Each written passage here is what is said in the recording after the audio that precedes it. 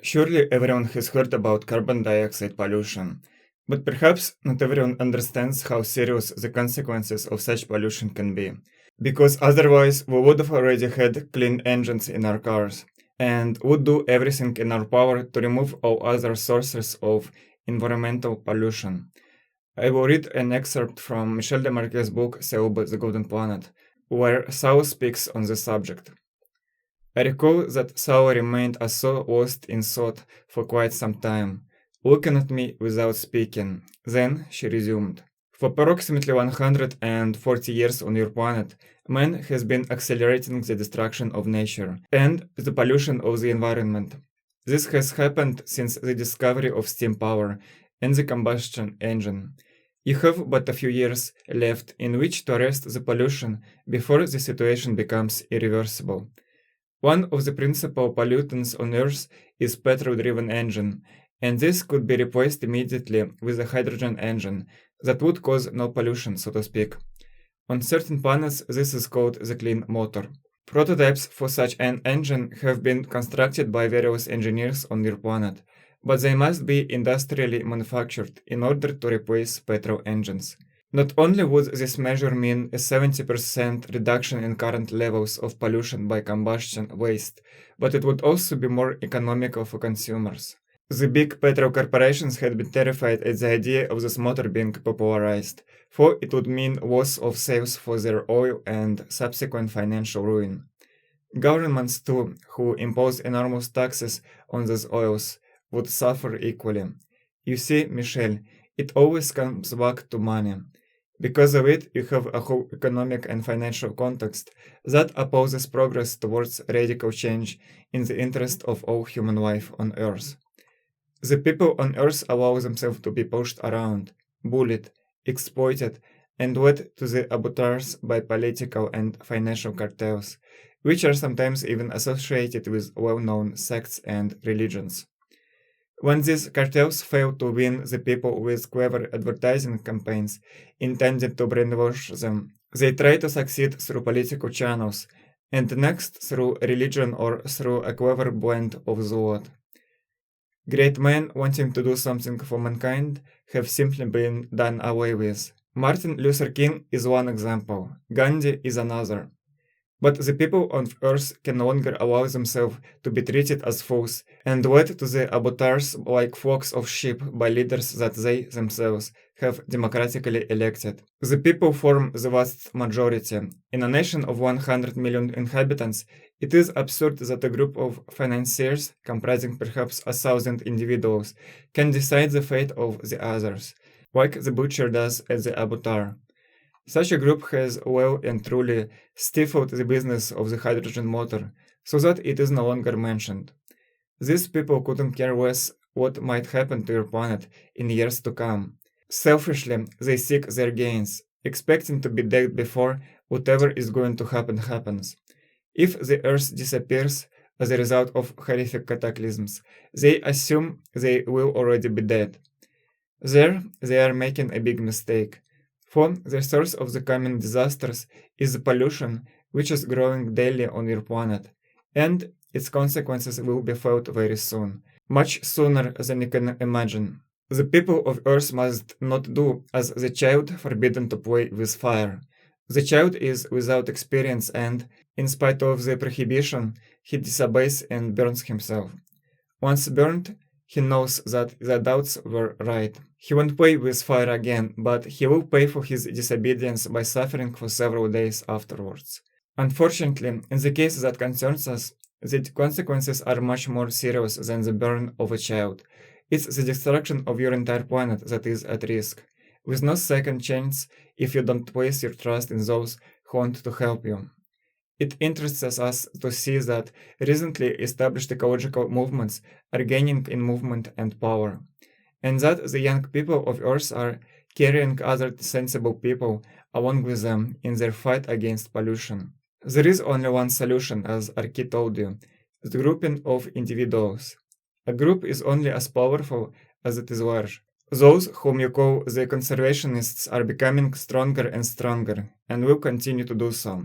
But it is vital that people forget their hatred, their resentment, and especially their political and racial differences. This group must be internationally united. And don't tell me that this is so difficult. For already on Earth there exists a non-violent, a very large international organization, the International Red Cross, which has been functioning effectively for quite some time. It is essential that this conservationist group include in its programs not only the conservation of the environment from direct damage, but from indirect damage as well, such as that which results from smoke, exhaust fumes from vehicles, smoke from factories, and so on. The wastewater from large towns and factories, which is chemically treated, is also harmful and empties into river systems and oceans. Smoke from the USA has already caused more than 40 lakes in Canada to become sterile by means of the acid rains it provoked. The same thing is occurring in Northern Europe due to pollution from French factories and the German Ruhr. End of quote. As South said, it's the destruction of your entire planet that is at risk. Different people who have read Michel Demarquet's book interpret these words in different ways. Some say that the Earth can explode due to the overheating of the core of the planet, in case scientists made a mistake regarding the composition of that core, and in reality it consists of radioactive elements. I'll link in the description to that article. Others say that the word destruction does not mean an explosion. Whatever it is, if people continue to pollute the atmosphere, then our civilization will definitely come to an end. As South said, we only have a few years to stop the pollution before the situation becomes irreversible. Humanity's goal regarding pollution should be to return the composition of the atmosphere to its pre-steam level, up to about 280 ppm, parts per million. Salah has already mentioned several ideas for measures that people could take to eliminate much of the pollution. But it is the people united who must eliminate it. They shouldn't wait for someone else to do all the work for them. And even more so, you should not expect that car manufacturers will suddenly start producing only electric cars.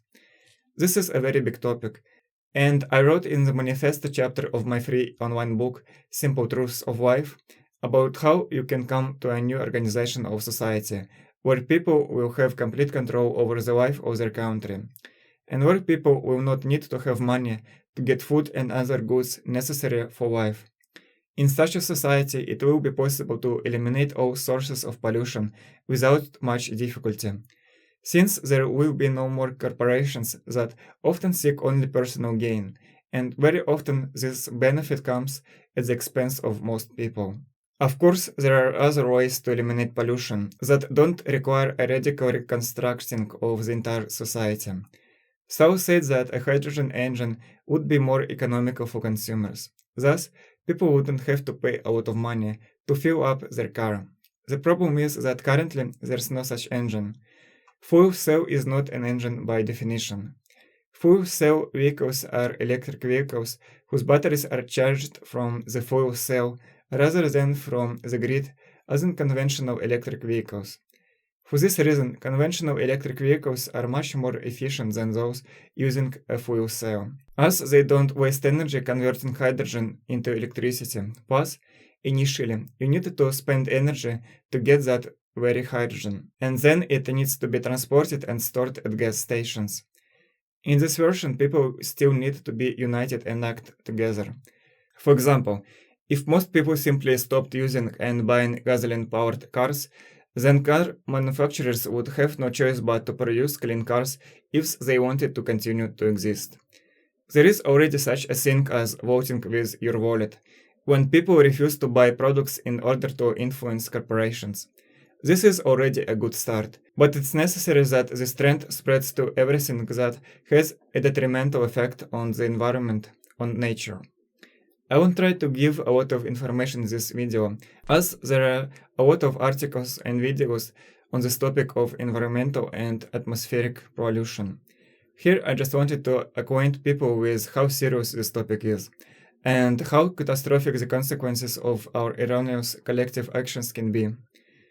Thank you for watching and try to save the nature. I also strongly advise you to read the book Thiaoouba, The Golden Planet. Its electronic version can be downloaded for free.